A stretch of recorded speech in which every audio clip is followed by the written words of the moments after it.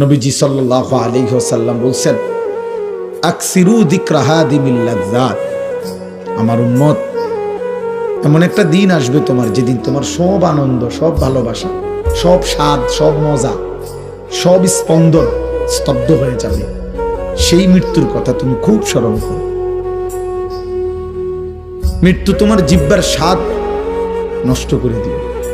মৃত্যু তোমার কানের শ্রবণ শক্তি স্তব্ধ করে দিবে। মৃত্যু তোমার চোখের পলক বন্ধ করে দিবে। মৃত্যু তোমার হাতের নড়াচড়া বন্ধ করে দিবে। মৃত্যু তোমার নিঃশ্বাসের আসা যাওয়া বন্ধ করে দিবে। মৃত্যু তোমার হার্টবিট, হৃদস্পন্দন বন্ধ করে দিবে। নিথর বানায় ফেলবে। পৃথিবী থাকবে, তুমি থাকবে। রাতও হবে, দিনও হবে, রোদও উঠবে, বৃষ্টিও হবে, আলো ফুটবে, অন্ধকার আসবে। ব্যস্ততম দুনিয়ার মানুষ হই হুল্লুর ব্যস্ততা সবই করবে, তুমি শুধু স্তব্ধ হয়ে যাবে। তুমি শুধু স্তব্ধ হয়ে যাবে। অতএব ভাইয়া, আমাদের প্রত্যেককে আল্লাহ কোরআন এটা বলছে, বান্দা ভেবে দেখো, দিল তোমার জেগে আছে কিনা, বিবেক তোমার কাজ করে কিনা, আল্লাহর কথা মনে পড়ে কিনা, কোরআনের কথা মনে পড়ে কিনা। কতদিন হয় আল্লাহ ভুলে গেছে, কতদিন, কতক্ষণ হয়। নবীজি সাল্লাল্লাহু আলাইহি সাল্লাম, তাহলে এই জন্য বললাম, আমাদের এই বিবেক, আমার অনুভূতি, আমার আখিরাতের অনুভূতি আছে কিনা, এটা আমাদের ভাবা উচিত, আমাদের ভাবা উচিত। কোরআনুল কারীমের মধ্যে আল্লাহ তাআলা বলছে, বান্দা আমি তোমার 6টা জিনিস মনে করাই। ওয়ালাকাদ খালাকনাল ইনসান, আমি তোমাকে সৃষ্টি করেছি। ওয়া না'লামু মা তুওয়াসওয়িসু বিহি নাফসু, তোমার কলজার ভিতরে, অন্তরের ভিতরে যে কথা, গুনার চাহিদা, আমি তা জানি। ওয়া নাহনু আকরাবু ইলাইহি মিন হাবলিল ওয়ারিদ, তোমার অস্তিত্বের রক্তের শিরা উপশিরা চলে যে রগ রেশার মধ্যে, আমি আল্লাহ তার চাইতে তোমার নিকটে আছি।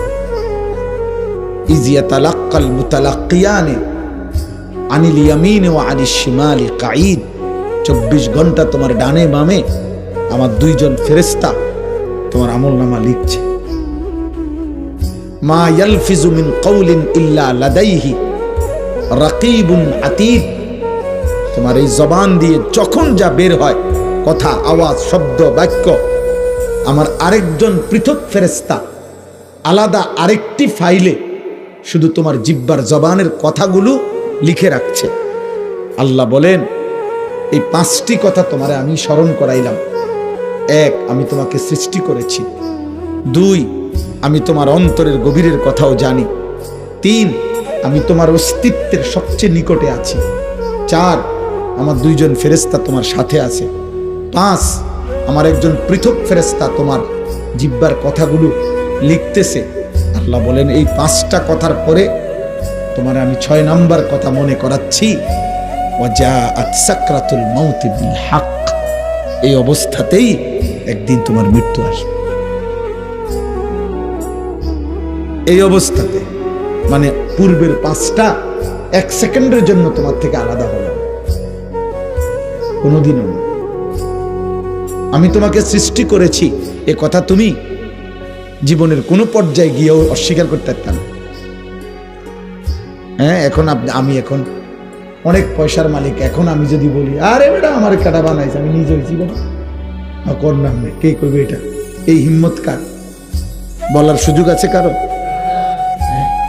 আল্লাহ বলেন, এই 5টি জিনিস কখনোই তোমার থেকে সরবে না, সরবে না, বরং এগুলো কার্যকর থাকা অবস্থাতেই ওয়াজাআত সাকরাতুল মাউত বিল হক, সত্য সত্য একদিন মৃত্যুর যন্ত্রণা আসবে। যালিকা মা কুনতা মিনহু তাহিদ, আল্লাহ বলছে, বান্দা এই মৃত্যু থেকেই তুমি বারবার পলায়ন করতে চেয়েছিলে। প্রত্যেকবারে জ্বর হয়েছে, সর্দি হয়েছে, মাথা ব্যথা হয়েছে, পেট ব্যথা হয়েছে, একটু সামান্য কোনো কাটা ছিঁড়া হয়েছে, দৌড় দিয়া ডাক্তারের কাছে গেছো গা, ওষুধ খাইয়ে লাইছো তাড়াতাড়ি যাতে মরে না যাও, আবার বাইচা গেছো, তুমি মনে করছো ওমা ওষুধ খাইলে দি ভালো হয়ে যাই, তাইলে আমি তো মরতাম না।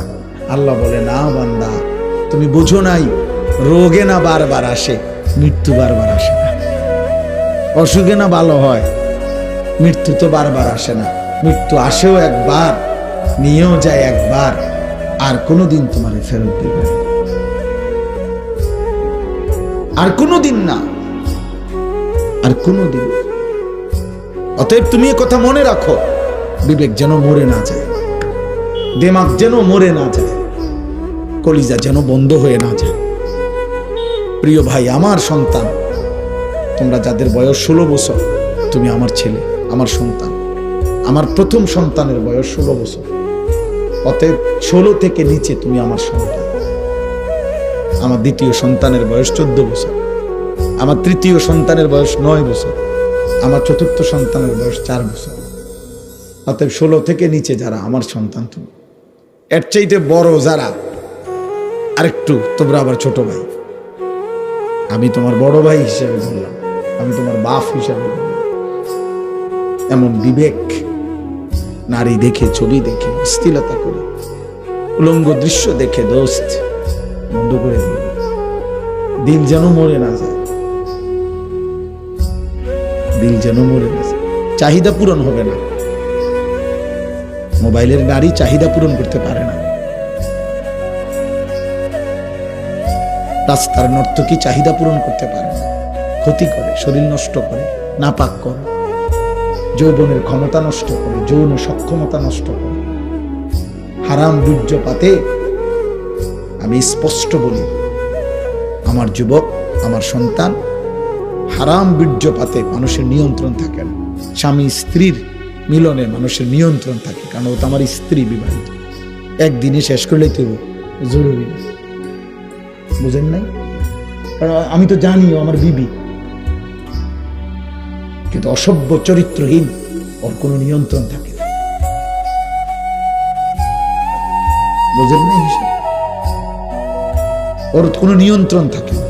এই জন্য সে তার বীর্যপাত, যৌন চাহিদা পূরণের ক্ষেত্রে কোনো নিয়ন্ত্রণ বোঝে না, সিস্টেম বোঝে না। এজন্য কখনো হাত, কখনো নাপাক লজ্জাস্থান, কখনো অস্থির ছবি, কখনো উলঙ্গ দৃশ্য, কোনো বেহায়া নারী, কোনো অসৎ বন্ধুর হারাম সম্পর্ক, কোনো না কোনো ভাবে নিজের যৌন চাহিদা নষ্ট করে ফেলে। একদিন অসল, অপদার্থ, অকর্মণ্য একটা দুর্ভাগ্য বদনসিব সন্তান হয়ে দুঃখে দুঃখে মরে। যদি কারো বিশ্বাস না হয়, আমার সাথে চলো। আমার কাছে অনেক ছেলের হোয়াটসঅ্যাপে ভয়েস রেকর্ড আছে, অনেক যুবকের সাথে আমার কথা আছে, সম্পর্ক আছে। তোমার কাছে জীবনও কইতো না, ও যে হাফ প্যান্ট তোমার গুনাহ রে শেষ করে দিয়েছে। উলঙ্গ ছবি দেখতে দেখতে, নর্তকী দেখতে দেখতে, হারাম দৃশ্য দেখতে দেখতে, বাহ্যিকভাবে দেখতে তো মনে হয় চুল আঁচড়াইছে, প্যান্ট ফিনছে, পাউডার লাগাইছে, কথাবার্তা কইতেছে, হাসতেছে, কিন্তু শারীরিক সক্ষমতা নাই, অচল হয়ে গেছে, অপদার্থ হয়ে গেছে। ধুকে ধুকে মরবে, ধুকে ধুকে মরছে। আল্লাহর কসম, রব্বে কাবার কসম করে বল, আমি তোমার বাপ, তুমি আমার সন্তান হয়ে বল।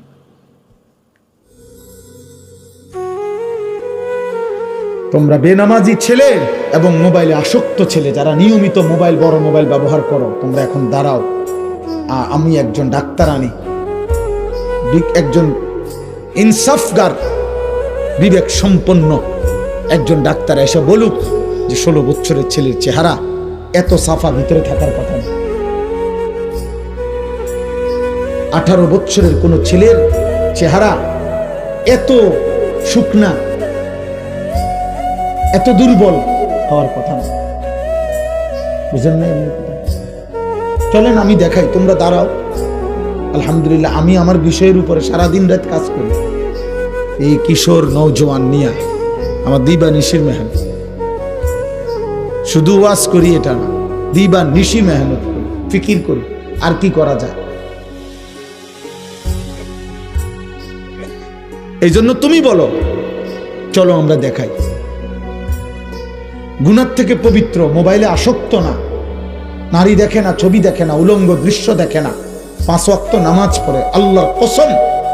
চলো আমরা এমন 100 যুবক, এমন 100 কিশোর, তাকেও এক পাশে দাঁড় করাই, তোমারও এক পাশে দাঁড় করাই, এরকম 100-102 দিকে একজন ডাক্তার এসে চিকিৎসা করবে, দেখুক, উনি বলুক, উনি বলে দিবে ওয়েট। প্রত্যেক ডাক্তার ওয়েট মাপে, মাপে না?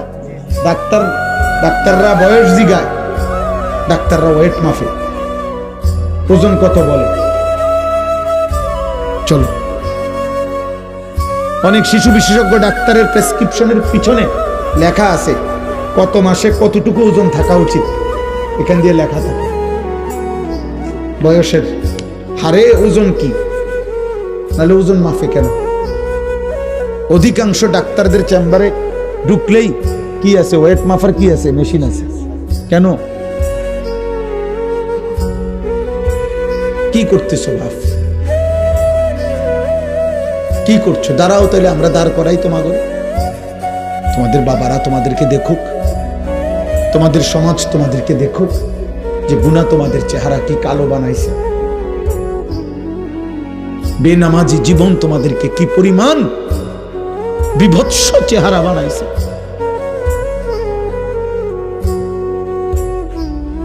কারে দেখো আব্বা, মোবাইলে কার ছবি দেখো? তোমার মা, ওই নারী তোমার মা? এই বেহায়া, যাকে দেখো ওই বেহায়া নারী, ও তোর মা?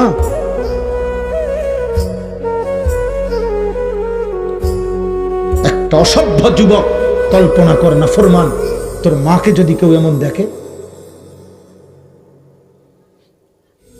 তোর বোনকে যদি কেউ এমন দেখে, তোর বিবাহিত স্ত্রীকে যদি কেউ এমন দেখে,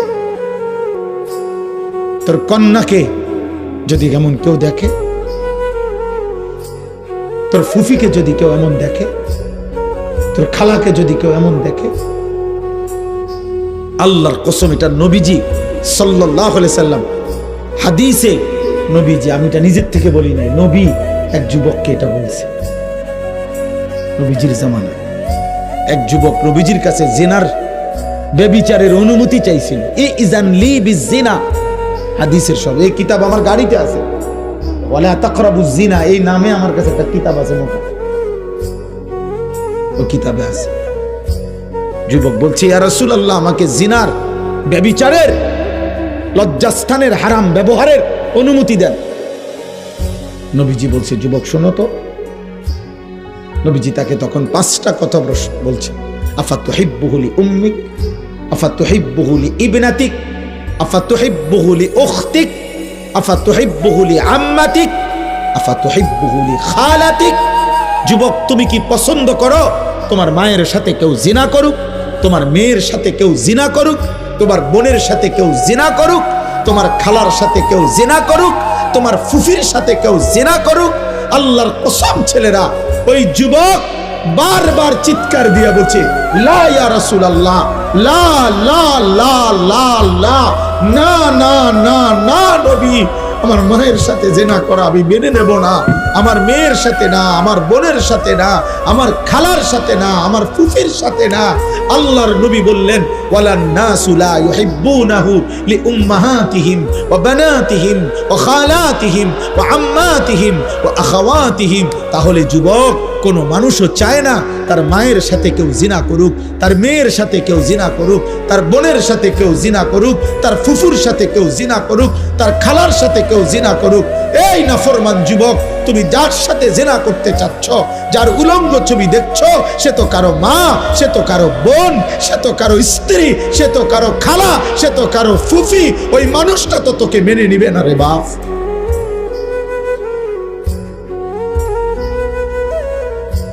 তুই কার মা দেখোস?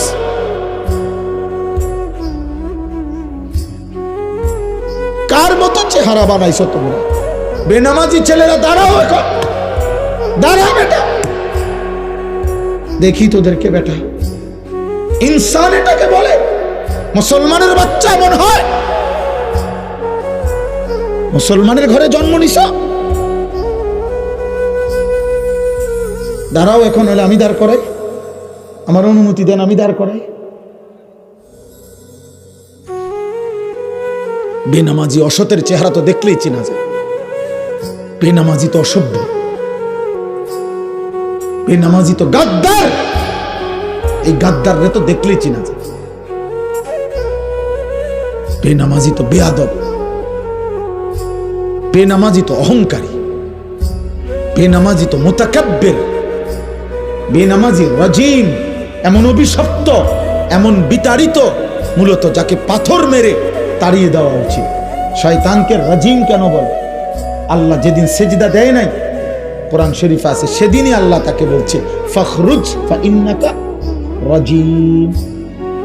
আল্লাহ বলছে ইবলিস, সেজদা দিলি না, বেরো, বাইরে বেরো, আজকের থেকে তুই রাজিম।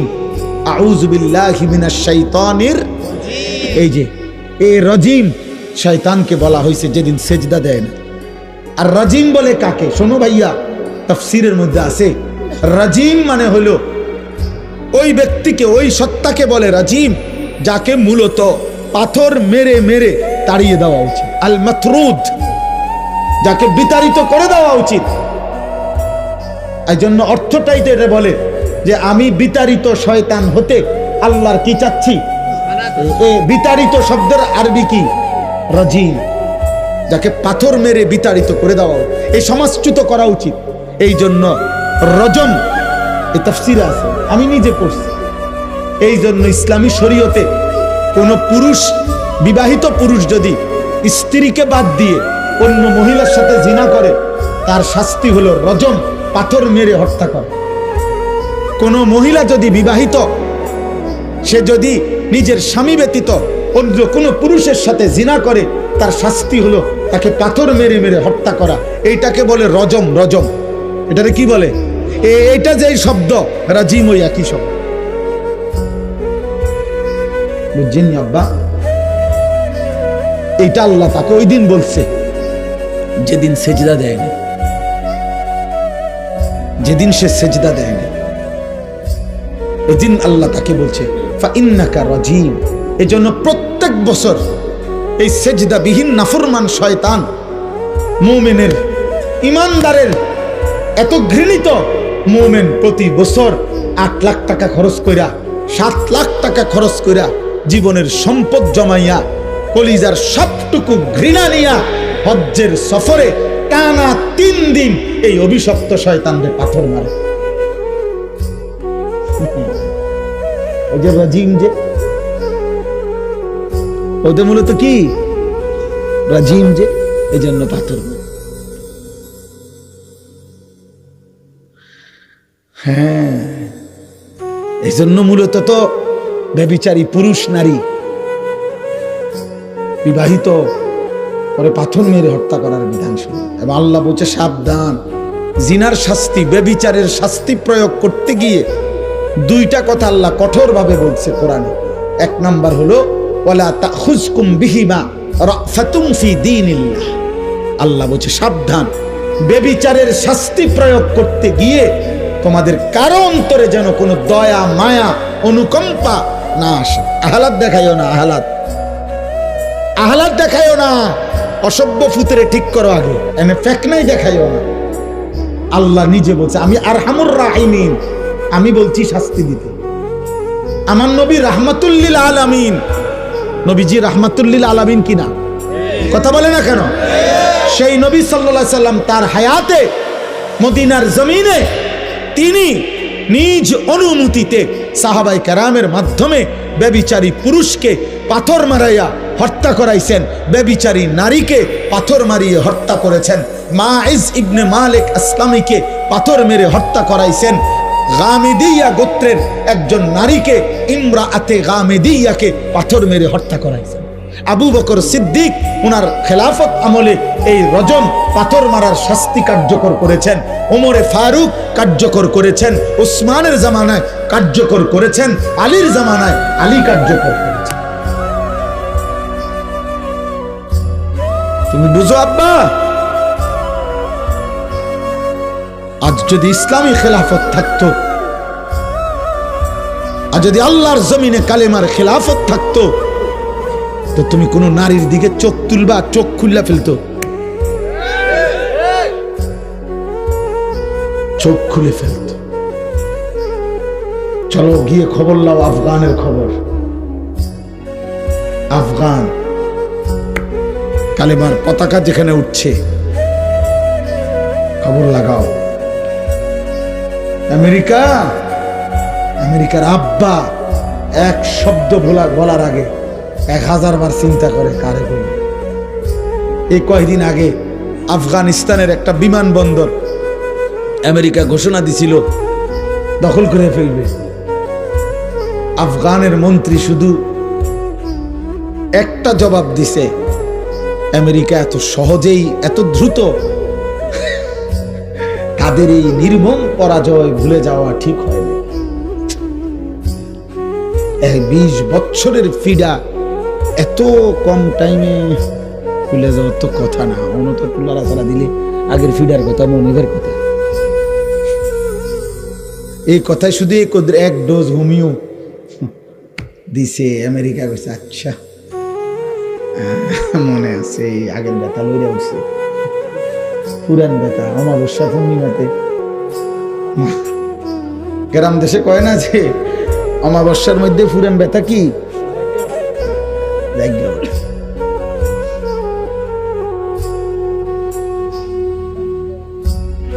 এজন্য আমি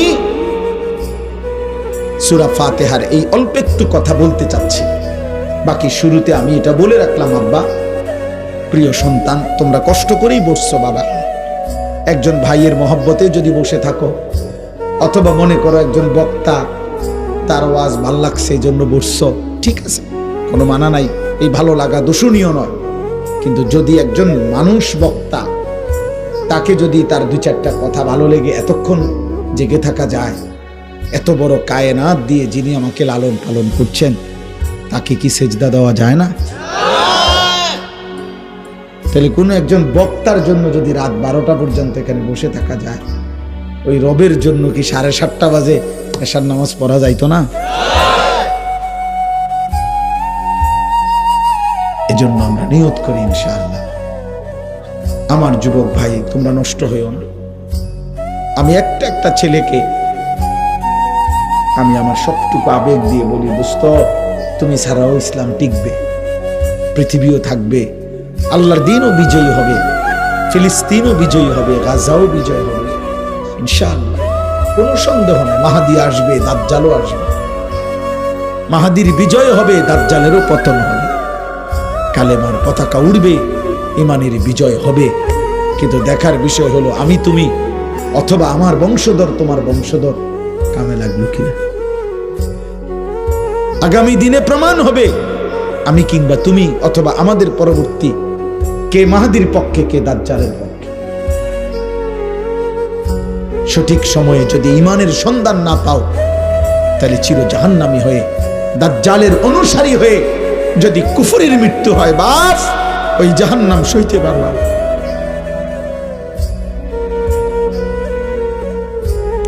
10 বছর কোনদিন 5 ওয়াক্ত নামাজ পড়ো নাই, ইমান টিকাইবা কেমনে দাজ্জালের সামনে? দাজ্জাল আসবে। আল্লাহর নবী সাল্লাল্লাহু আলাইহি সাল্লাম বলেছে, ইসরাফিল ফু দিতে যদি শোনো আর একদিন বাকি কিয়ামতের, নবীজি বলেছে খোদার কসম তবুও দাজ্জাল আসবে। ইমান বাঁচাবে কেমনে বাপ? 1 ওয়াক্ত নামাজ যারা পড়ো না, সারাদিন সারা রাত নারী ছবি, মোবাইল, অস্থির দৃশ্য, অথবা এই মাঝবয়সী চাচা বাবা 30 বছর ধরে যে নাফরমান, সুদ খাচ্ছেন, হারাম খাচ্ছেন, ওজনে কম দিতেছেন, অবৈধ রোজগার করতেছেন, এই হারামখোর রক্তের প্রতিটা কণিকা, রক্তের প্রতিটা শিরা শিরা হারামের দ্বারা যারা বড় করছেন, আপনি নাফরমান হারামখোর দাজ্জালের সামনে ঈমান বাঁচাবেন কেন? দাজ্জাল মনে করেন আপনারে প্রথম এক চেকে যদি 100 কোটি টাকা দিয়া দেয়, আপনি বলবেন আপনি খোদা না, আপনি খোদার বাপ।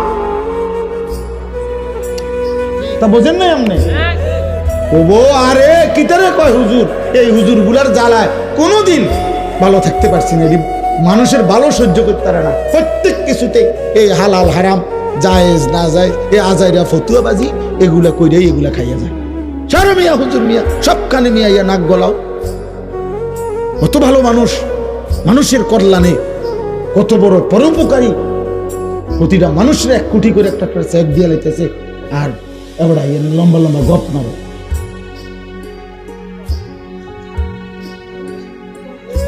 বুঝেন না এমনি কথা? রাসূলুল্লাহ সাল্লাল্লাহু আলাইহি সাল্লাম বলছে, আব্বা কসম খোদা, এই জন্য বললাম রাসূলুল্লাহ সাল্লাল্লাহু আলাইহি সাল্লাম, আমি 6 মাস আমার একবার পাও ভাঙছিল 2021 সালে মোটরসাইকেল অ্যাক্সিডেন্টে আমার পাও ভেঙে গেছিল। এখনো আমার এই পাওটা বাঁকা, ডান পাওটা। কাছের থেকে আমি হাঁটা দেখলে দেখবেন আমার একটু পাও খোঁড়ানো, ডান পাওটা। তো তখন আমি 6 মাস বিছনায় ছিলাম। তখন আমি সবচেয়ে বেশি যে কিতাব পড়ছি, যেগুলো এই কিয়ামতের পূর্বে কি কি হবে এগুলো পড়ছি। তখন আমি দাজ্জালের উপরে পুরো পড়ছি। তো নবী সাল্লাল্লাহু আলাইহি সাল্লাম বলছেন, দাজ্জাল যখন বের হবে, তো দাজ্জাল এইখানে মনে করেন এখানে দাঁড়িয়ে বললে এখান থেকে স্বর্ণের খনি বের হবে। দাজ্জাল শুধু হাতের ইশারা দিয়ে বলবে, এই 100 শতকে বৃষ্টি হও। খোদার কসম নবী বলছে, এই 100 শতকেই বৃষ্টি হবে, ডাইনেও আর বৃষ্টি হবে না, বামেও বৃষ্টি। কি আশ্চর্য! দাজ্জাল বললে এই সাগরের পানি, নদীর পানি শুকিয়ে যাবে, একদম পানির এক ছিটে ফোঁটা নাই। আবার দাজ্জাল বললে পানি চালু হবে। দাজ্জাল বললে বৃষ্টি নামবে। নবীজি বলছে দাজ্জাল বললে বৃষ্টি বন্ধ হয়ে যাবে। দাজ্জাল খোদার কসম নবী বলছে, এই কোনো ব্যক্তিকে বলবে যে তোমার আব্বা মার কবর কোথায়, বলবে এই যে এখানে আমার আব্বা মা, আও তোমার আব্বা মা তোমার ব্যাপারে আমার ব্যাপারে কি কয় শোনো। তো তখন দাজ্জাল ডাক দিবে, ওই ব্যক্তির বাবা মা শয়তানের আকৃতি, শয়তান ওই বাবা মার আকৃতি ধরে ওই ব্যক্তির সামনে দাঁড়াবে, আপন বাপ মা দাঁড়িয়ে বলবে, ফুত ইন্নাহু রাব্বাক, এই তোর খোদা। ওরে মান আব্বা। আমার ভাই বলেন তো, বলো না নওজোয়ান, ঈমান বাঁচাইবা কেমনে? হ্যাঁ, মাশাআল্লাহ, এই যে দিল থেকে বলছে যে কঠিন। বলেন না বাপ, এত নারী, এত ছবি, এত জিনা, এত ব্যভিচার, এত সুদ, এত ঘুষ, এত মিথ্যা, এত বেনামাজি জিন্দেগি, এত নাফরমানি জীবন, শেষ পর্যন্ত দুনিয়া তো ভাত মাছ মিলে যাচ্ছে সবাইরই ভাই। কাফের, মুশরিক, বেঈমান, ইহুদি, খ্রিস্টান, হিন্দু, বৌদ্ধ, নাস্তিক, মুরতাদ, জন্তু, জানোয়ার, মানুষ, পশু, দুনিয়া তো সবাই ভোগ করছে। কিন্তু আখিরাত, আখিরাত, পরকাল। আমি একটা ছেলেকেই বললাম, মনে করো একজনই বুঝছ, তুমি বললাম, আমি আসলে কোনো প্রার্থী না, আমার এটা কোনো নির্বাচনী জনসভাও না, আমার কোনো মার্কাও নাই, ভোটও নাই। তো কাজে আমি এখানে ইলেকশনের ক্যাম্পেইন করতে আসি না, আখিরাতের কথা বলতে আসছি। মাওলানা তাজুল ইসলাম ভাই, মাওলানা অনেক আমার কাছে গেছে, মহব্বত করে বসছে, বারবার অনুরোধ করছে। আমি বলছি যে আমার একবার গ্যাপ দেন, আরেকবার দাওয়াত দেন। আমি প্রতি বছর একটা না একই মাহফিলে বারবার যাওয়া আমার জন্য কঠিন। আমার জিন্দেগির কোনো আগামাথা নাই, আমি খাই কখন, ঘুমাই কখন, কিচ্ছু জানি না, কিচ্ছুর কোনো হিসাব কিতাব নেই। এই চলছি তো চলছে, কতজন কত সময় বলে, সান্ত্বনা দেয়, কেউ ভয় দেখায় যে এটা বলেন ওটা বলেন, অমুকের নজর পড়বে, তমুকের নজর পড়বে। ঠিক আছে, চলার পথে হয়তো কোনোদিন হারিয়ে গেলাম, যে যেখানে হারিয়ে যায় কোনো অসুবিধা নাই। ইলা রব্বিকা মুনতাহাহা, আল্লাহ বলছে বান্দা শেষ পর্যন্ত ঠিকানা আমি রবের কাছে। ফিরতে হবে কার কাছে? যেখান দিয়েই হোক, যেখান দিয়ে হোক ফিরতে হবে কার কাছে? রবের। ইলা রব্বিকা মুনতাহাহা, তোমার রবের কাছেই তোমার শেষ ঠিকানা। ইলাইহি তুরজাউন, আল্লাহ বলে তোমরা সকলেই রবের কাছে ফিরে আসবা। কুল ইন্নাল মাউতাল্লাযী তাফিরুনা মিনহু ফাইন্নাহু মুলাকীকুম সুম্মা তুরাদ্দুনা ইলা আলিমিল গায়বি ওয়াশ শাহাদা ফায়ুনাব্বিউকুম বিমা কুনতুম তা'মালুন। আল্লাহ বলে বন্ধু আমার, নবী আমার, আপনি আমার বান্দাদেরকে বলে দেন, ইন্নাল মাউতাল্লাযী তাফিরুনা মিনহু, মৃত্যু থেকে তুমি যেখানেই পলায়ন করো না কেন, ফাইন্নাহু মুলাকীকুম, মৃত্যু নিজেই তোমার সাথে মোলাকাত করবে। তুমি বলতে হবে না, ডাকতে হবে না, সে নিজেই আসবে। সুম্মা তুরাদ্দুনা ইলা আলিমিল গায়বি ওয়াশ শাহাদা, আল্লাহ বলেন অদৃশ্যের সব কথা, প্রকাশ্যের সব কথা, সব যিনি জানেন সেই মহাজ্ঞানী আল্লাহ, তার কাছেই তোমাদেরকে ফেরত নেওয়া হবে। মালিক জানে না কি? আল্লাহ জানে না কখন, আল্লাহ ঘুমায় কখন, আল্লাহ বিশ্রাম করে কখন। ওমা তাকুনু ফি শা'নিন ওমা তাতলু মিনহু মিন কুরআনিন ওয়ালা তা'মালুনা মিন আমালিন ইল্লা কুন্না আলাইকুম শুহুদান ইদ তুফিদুনা ফীহ। আল্লাহ বলে বান্দা তুমি যেই অবস্থায় থাকো না কেন, আল্লাহ বলে বান্দা আমার কোরআন তুমি যেটুকুই পড়ো না কেন, আল্লাহ বলে বান্দা তুমি যেই আমলই করো না কেন, যখন তা করতে থাকো, ভালো কিংবা মন্দ, রাতে কিংবা দিনে, আলো কিংবা অন্ধকারে, একাকী কিংবা প্রকাশ্যে, ঘরে কিংবা বাজারে, হাটে কিংবা সংসারে, আল্লাহ বলেন যখনই করতে থাকো, ইল্লা কুন্না আলাইকুম শুহুদান, আমি আল্লাহ তোমার সামনেই থাকি, সামনেই থাকি, সামনেই থাকি। আমি কিন্তু সামনেই থাকি। তুমি যখন নারী দেখো, আমি তখন দেখতেই থাকি। আমি তখন ডাক দেই, আনিস আমার বান্দা এটা কি দেখছো বান্দা, যে চোখে দেখছো বান্দা, ওই চোখ তো আমার।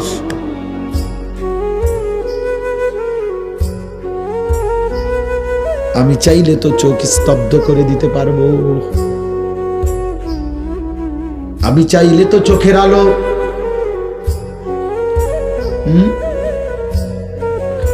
নিভিয়ে দিতে পারবো।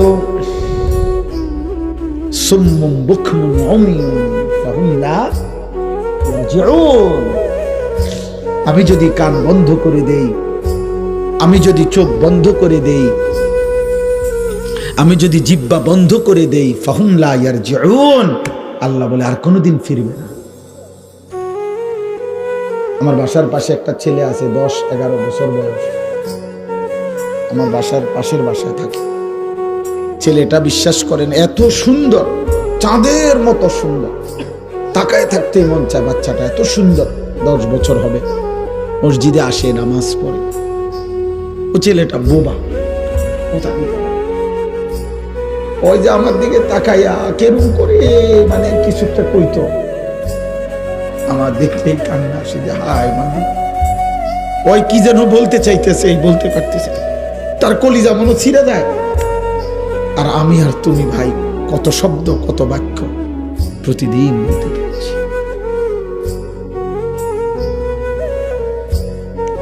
ওই বোবা বাচ্চা একটা কথা বলতে পারে না।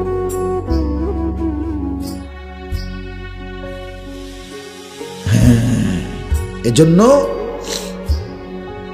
চলো ভাই, রাত গভীরে সিদ্ধান্ত নেই, আল্লাহকে নারাজ করব না। বলো না নওজোয়ান ইনশাআল্লাহ, দিল থেকে বলো, দিল থেকে। তোমার জন্য আমি আটকাবো না, আমার জন্য তুমি আটকাইবে না। আল্লাহ কারো বাদ বন্ধ করবে না। আলহামদুলিল্লাহ, আল্লাহ বলছেন, এই আমার কথা আমি শেষ করে দিচ্ছি। আলহামদুলিল্লাহ, আল্লাহ বলছে সমস্ত প্রশংসা আল্লাহর জন্য। কার জন্য? আবার বলি, কার জন্য? আল্লাহ। যদি বলি আল্লাহ কেন, সব প্রশংসা আপনার জন্য কেন, আল্লাহ নিজেই বলবে, তাহলে তুমি বলো আমার জন্য নয় কেন? তুমি বলো প্রশংসা অন্য কারো জন্য কেন হইতে পারে? তুমি একটা যুক্তি দাও। আমি তো কইছি আমার জন্য, আচ্ছা তো বাদ দাও, আমারটা বাদ দিয়া তুমি কও। আল্লাহ তো বললেন সব প্রশংসা কার জন্য? তা আমি যদি বলি আল্লাহ সব প্রশংসা আপনার জন্য কেন, তা আল্লাহ যদি বলে হ্যাঁ তো ঠিক আছে, তুমি বলো অন্যের জন্য কেন, আমার জন্য নয় কেন? তুমি বলো না বান্দা, এই কায়নাতের যেখানে যত আয়োজন সবই তো আমার, তো প্রশংসা আমার না তো কার? ভালোবাসার যত রং, হৃদয়ের যত আয়োজন, কায়নাতের সব সাজ, যেখানে যত সুন্দর, যেখানে যত ভালোবাসা, যেখানে যত সৌন্দর্য, যেখানে যত হাসি, যেখানে যত আনন্দ, যেখানে যত কিছু, সবই কার? ফুলের হাসি কার? পাখির কিচির মিচির কার? সমুদ্রের গর্জন কার? এই সাত আসমান কার? এই জমিন কার? আমি কার? আমার স্ত্রী কার বানানো? আমার ছেলেটা দিল কে? আমার মেয়ে দিল কে? আমার চোখের পলক কার ইশারায়? আমার হৃদয়ের হার্টবিট কার ইশারায়? আমার অক্সিজেনের আসা যাওয়া কার ইশারায়? তো প্রশংসা কার? জোরসে বলো আল্লাহ। আলহামদুলিল্লাহ।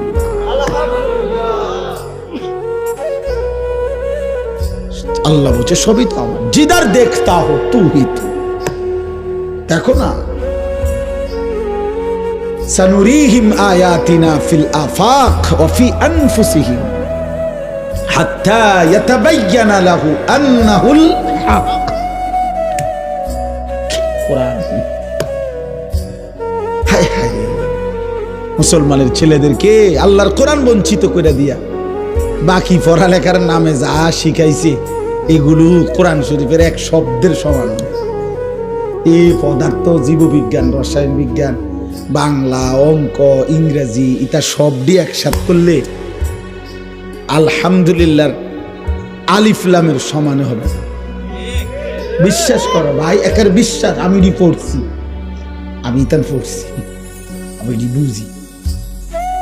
বিজ্ঞান আমি পড়ছি, আমি সায়েন্সের ছাত্র। সত্যি, আমি বিজ্ঞান বিভাগ থেকে, সায়েন্স থেকে দাখিল পাস করছি এসএসসি 1998 সাল। সারা বাংলাদেশে ফার্স্ট হয়েছি, 1 নম্বর। সার্টিফিকেট দেখতে চাইলে আমি কথা পারবো, টাঙ্গাইয়া দিন রাস্তা। কারো যদি দরকার বলে বলে সন্দেহ সন্দেহ লাগে, আমি কাগজ পাবো, আমি নিয়ে আসেন একদিন। আইনা টাঙ্গাই ছিল কি করবো দিয়া, আমি তো কথা এটা করবো কি? আমি বিজ্ঞান পড়ছি আব্বা। আমি কুমিল্লা ভিক্টোরিয়া কলেজ থেকে মাস্টার্স পাস করছি, আলহামদুলিল্লাহ। এই জন্য বললাম আর কি, যে জেনারেল আমি এগুলো পড়ছি।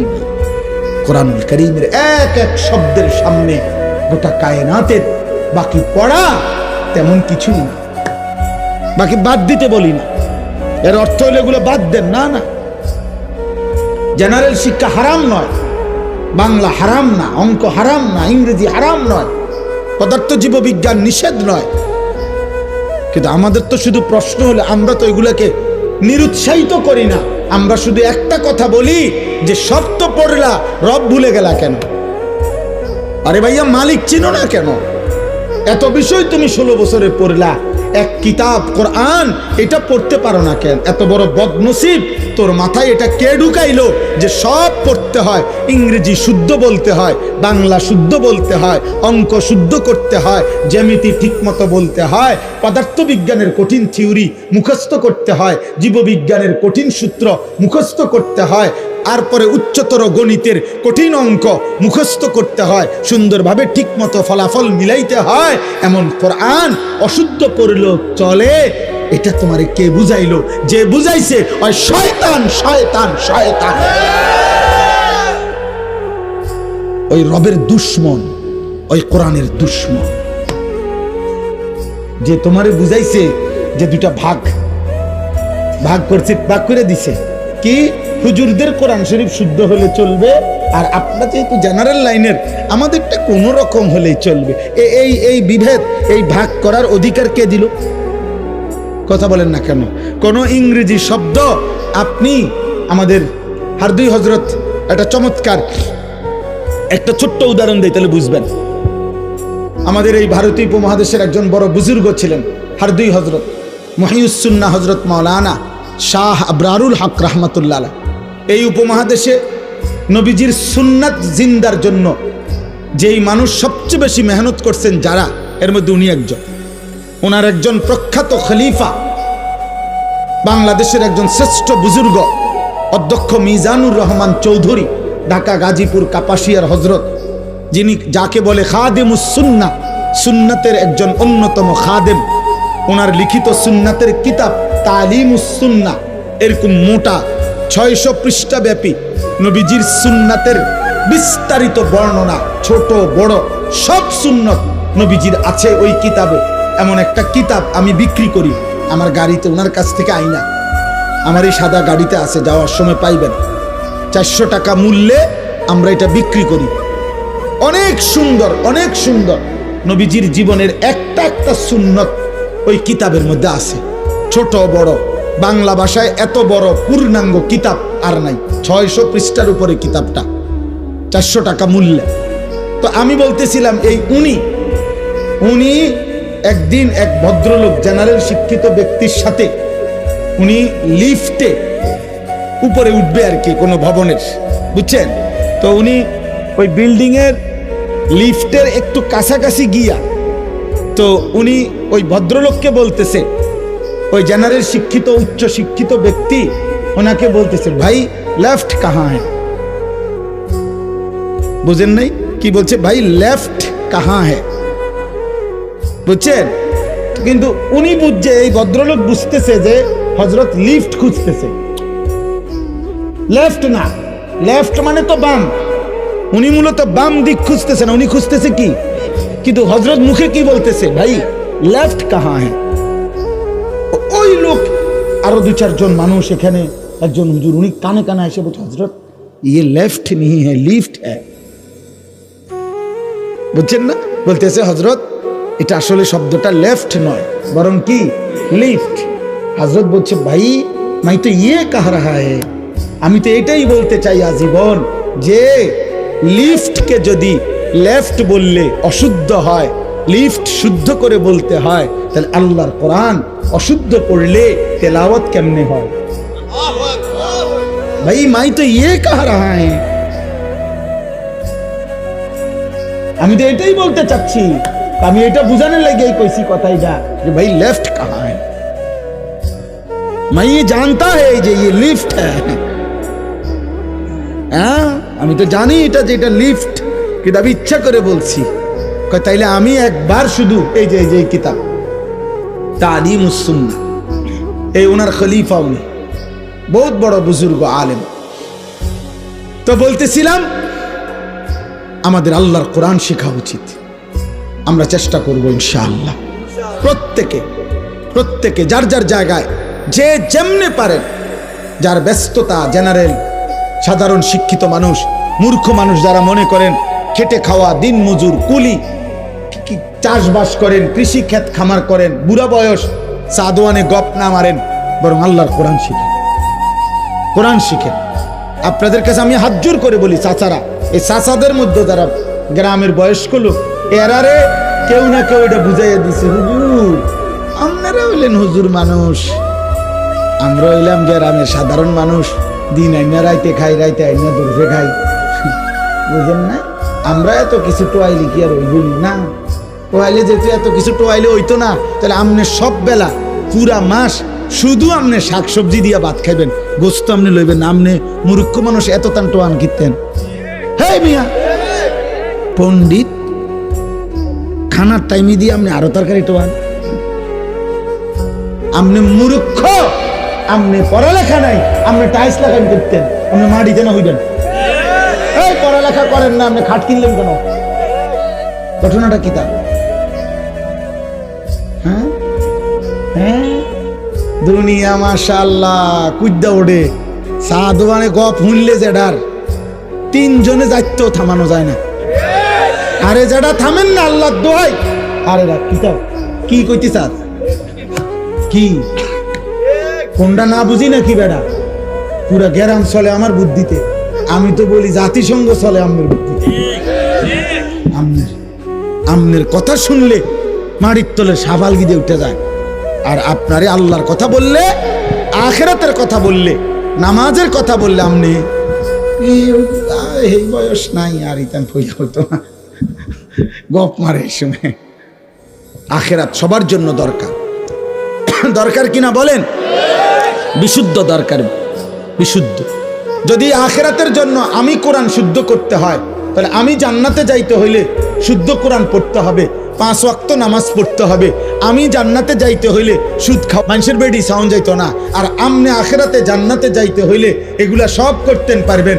আমনের জান্নাত এত সহজ হইয়া গেল, আমার লেগে জান্নাত এত কঠিন হইয়া গেল, এটা তো ইনসাফ হলো না। এটা তো কোনো বিচারের কথা না। কি আমি কি হুজুর হইয়া কি দোষ করলাম নাকি? আমার তো আমার উপরে এটা চাপটা বেশি হয়ে গেল না? আপনি যে বিড়ি খাইতে খাইতে ব্যস্ত যাবেন গা, তো আমি এত কষ্ট করে যেমন কিনলি গা, আমি কি অপরাধ করলাম? কথা বলে কাজেই খামখেয়ালি করলে হবে না, খামখেয়ালি। আল্লাহ আমাদের প্রত্যেককে আল্লাহর কোরআন শিখার তৌফিক দান করে। আমার এটা স্বপ্ন বাবা, আমি একটা উদ্দেশ্যে বলতেছি, আমার একটা স্বপ্ন, আমার একটা আশা। আমি আমার মাদ্রাসা কুমিল্লা ক্যান্টনমেন্ট ময়নামতি, আমার ওই মাদ্রাসায় আলহামদুলিল্লাহ আজকে 10 বছর বাচ্চা ছেলেরা পড়ে। প্রায় 500-র মতো ছাত্র আমার মাদ্রাসায় আছে আলহামদুলিল্লাহ। 34 জন শিক্ষক কর্মচারী আছে। তো মাদ্রাসায় আপনার এই বাচ্চাদের সাথে সাথে 10 বছরের ব্যবধানে এখন আইসা আমার একটা ফিকির, আজকে 1 বছরের ভিতরে আমি মাদ্রাসার জন্য 118 শতক জায়গা, একটা বড় জায়গা কিনছি আলহামদুলিল্লাহ। একটা উদ্দেশ্যে কিনছি যে একদিকে বাচ্চাদের মাদ্রাসা হবে আর আরেক দিকে পৃথক আমি একটা পূর্ণাঙ্গ মাদ্রাসা করতে চাচ্ছি, আলাদা ভবন, আলাদা শিক্ষক কর্মচারী। এই উদ্দেশ্যে সারা দেশের যেই কোনো বয়সী, যেই কোনো শ্রেণী, যেই কোনো পেশার শিক্ষিত মূর্খ অথবা বিশেষ করে স্কুল কলেজ ইউনিভার্সিটির কিশোর যুবক ছেলেরা যে যখন মন চায়, যার সময় যখন দিন শিখবে তখন। কথা শেষ করতে চাচ্ছি আমি যে আল্লাহ তাআলা বলছেন, বান্দা সব প্রশংসা আমার। কেন নয় আমার? সব যে আমার। আল্লাহর জন্য সব প্রশংসা কেন? আল্লাহ বলে কেন নয় আমার, আমারই তো সব। সব কার বলেন? অতএব প্রশংসা কার? এবার আল্লাহ বলেন রব্বিল আলামিন। বান্দা এবার শোনো, আমি শুধু সৃষ্টিকর্তা না, আমি শুধু সব বানাইয়া ছেড়ে দেই নাই, বরং আমি আল্লাহ রব। আমি শুধু ছেড়ে দেই নাই, কোম্পানি মাল উৎপাদন করে বাজারজাত করে দিছে। এখন কোম্পানি আর জানে না তার মাল কোথায় চলতেছে, কি চলতেছে। আল্লাহ বলে না, আমি এমন না, আমি এমন সৃষ্টিকর্তা না। আমি যাকে বানাইছি আমি তার প্রতি সেকেন্ড, প্রতি নিঃশ্বাস, প্রতি মুহূর্ত আমি খবর রাখি, আমি হিসাব রাখি। ওমা কুন্না আনিল খালকি গাফিলিন। আমি আমার একটা সৃষ্টির ব্যাপারেও গাফেল নই। আমি 24 ঘন্টা একেবারে অস্তিত্বের প্রথম সেকেন্ড থেকে আমি পূর্ণতার শেষ পর্যন্ত যখন যা দরকার, সে বলুক বা না বলুক, সে জানুক বা না জানুক, সে চাক বা না চাক, সে আমার সেজদা দোক আর নাফরমানি করুক, গোলামি করুক আর নাফরমানি করুক, আমি ওরে খাওয়াবো, আমি ওরে পড়াবো, আমি ওরে লালন করব, আমি ওরে পালন করব। কারণ এই সংসার বানাইছি আমি ফেলে দেব কেমনে? এই জন্য আমি রব, আমি পালন কর্তা, আমি গোটা সৃষ্টির লালন পালনকারী। সুবহান সুবহান। এই জন্য আল্লাহ রব, আল্লাহ রব। আল্লাহ শুধু ছেড়ে দেয় নাই। বলেন, আমরা বলেন আর 10টা মিনিট আল্লাহ তাআলা আমাদেরকে মায়ের পেট থেকে বের হওয়ার পরে, আমাদের জন্মের কতদিন পরে, কত বছর পরে আল্লাহ দায়িত্ব নিছেন? 4 বছর পরে, 2 বছর পরে। কখন থেকে? সেকেন্ড থেকে, প্রথম প্রহর থেকে। আমার অস্তিত্ব যখন থেকে, তখন থেকেই তার হাতে। আমি যদি মাটির কাছে ছিলাম তো তার হাতে, আমি বাবার বীর্যে ছিলাম তো তার হাতে, আমি মায়ের জরায়ুতে ছিলাম কার হাতে? তার হাতে। আমি মায়ের পেট থেকে বের হলাম কার হাতে? আমার মায়ের বুকের দুধ কার দেওয়া? আমার বেঁচে থাকার প্রতিটা উপকরণ কার দেওয়া? আমার প্রতি সেকেন্ড কে দেয়? আমার প্রতি সেকেন্ডের চাহিদা পূরণ করে কে? আমার ভাই। একটা ছেলে, আমি হাত জোর করে বলি, দোস্ত আমার, আর যদি কোনোদিন আসতে না পারি, আর যদি কোনোদিন বলতে না পারি, সন্তান তোমার কাছে বললাম, আব্বা এমন রবের নাফরমানি করা ঠিক না বাপ, যে তোমারে হাসায়, যে তোমারে কাঁদায়, যে তোমারে চোখের পলক দেয়। আল্লাহ বলে, বান্দা, আচ্ছা তুমি বলো না বান্দা, আলাম না জালিল আরদা মিহাদা, আমি কি জমিন তোমার জন্য বিছায় দেই নাই? আমি কি পাহাড় তোমার জন্য পেরেগের মতো স্থাপন করি নাই? আমি কি তোমাদেরকে জোড়ায় জোড়ায় নারী পুরুষ সৃষ্টি করি নাই? আমি কি 2 চোখের ঘুম দেই নাই? আমি কি রাত্রিটাকে অন্ধকার করে কালো চাদর দিয়ে ঢেকে দেই নাই? আমি কি দিনটাকে আলোকিত করি নাই? আমি কি মাথার উপরে 7টা আসমান বানাই নাই? আমি কি একটা সূর্য প্রখর আমি কি তৈরি করি নাই? আমি কি মেঘ থেকে, আসমান থেকে বৃষ্টি নামাই নাই? আমি কি জমিন থেকে ফসল উৎপন্ন করি নাই? আল্লাহ বলে, বলো না বান্দা, এত কিছুর বিনিময়ে আমি একটা সেজদা পাবো না?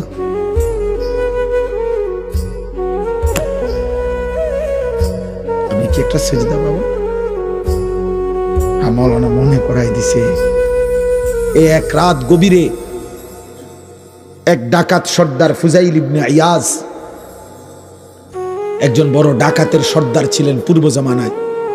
উনি বিখ্যাত একজন ডাকাত ছিল। একদিন রাত্রি গভীরে এক বাড়িতে ডাকাতি করতে গিয়ে ওই ঘরের দরজায় দাঁড়িয়ে, যখন দরজা ভাঙবে, হাত দিবে, এই সময় আল্লাহর কুদরতে শুনতেছে ওই লোক, ওই ডাকাত সর্দার, যে বাড়িওয়ালা, ঘরের ভিতরে কোরআন শরীফ পড়তেছে। তো ঠিক ওই টাইমে ওই বাড়িওয়ালা আল্লাহর কোরআনের একটা আয়াত পড়ছে, আলাম ইয়ানি লিল্লাযীনা আমানু আন তাখশা কুলুবুহুম লিযিকরিল্লাহ। আল্লাহ বলছে, আমার বান্দা, আমি আল্লাহর ভয়ে তোমার দিলটা আমার স্মরণে, আমার বন্দিগির জন্য নরম হওয়ার সময় আজও হয়নি? তুমি আমারে আর সেজদা দিতা না? তাইলে 365 দিন কোনোদিন তোমরা যারা ফজরের নামাজ পড়ো নাই, তোমরা তাইলে আর পড়বা না? তখন ওই ডাকাত সর্দার ফুজাইল, এই তখন তিনি দাঁড়িয়ে গেছেন,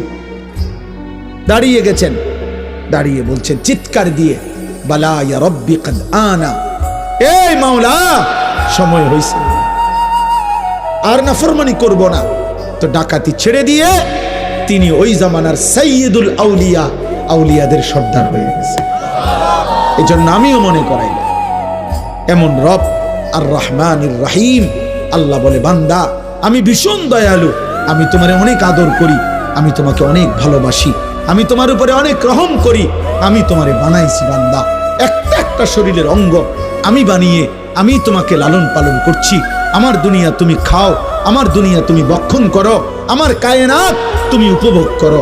তবে শুধু মনে রেখো, মালিকি ইয়াউমিদ্দিন, আজ আমি দুনিয়ায় যা দিলাম, আগামী দিন আমি আখিরাতে তার হিসাব নেব। এই কথা শুধু এদ্দুর শেষ। আল্লাহ বলছে, বান্দা আমার দুনিয়া আমি খাওয়াবো, পড়াবো, তবে মালিক ইয়াউমিদ্দিন, আমি বিচার দিবসের মালিক, আমি হিসাব নেব। আজ যা দিলাম, আগামী দিন তা হিসাব নেব। আমার দেওয়া প্রত্যেকটা বিন্দু, জাররা জাররা আমি হিসাব নেব।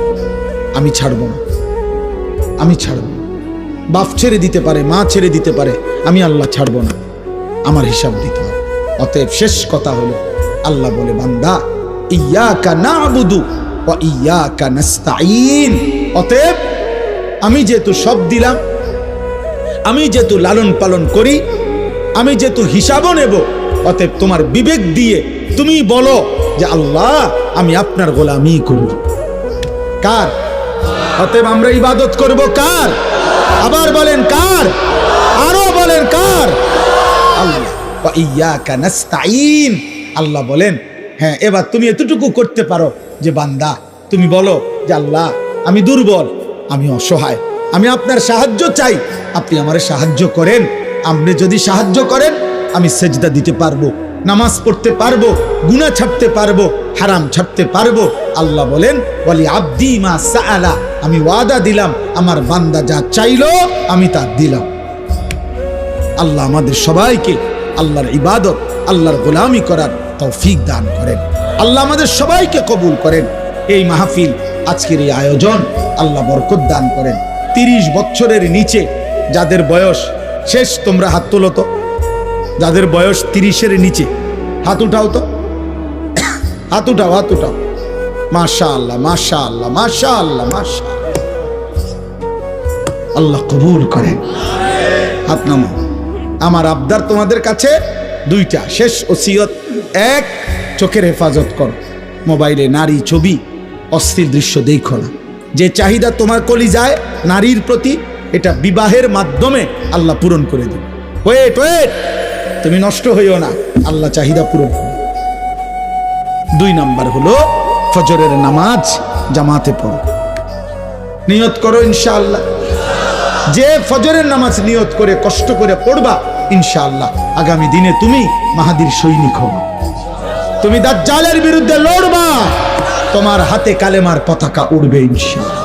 এজন্য ফজরের মুসল্লি যারা মাহাদির সৈনিক তারা, ফজরের মুসল্লি যারা দাজ্জালের বিরুদ্ধে লড়বে তারা, ফজরের মুসল্লি যারা কালেমার পতাকা উড়াবে তারা। আল্লাহ তৌফিক দান করে। এবার আমার এই কাগজটা দাও, দাও বাবা দাও, দ্রুত দ্রুত দাও।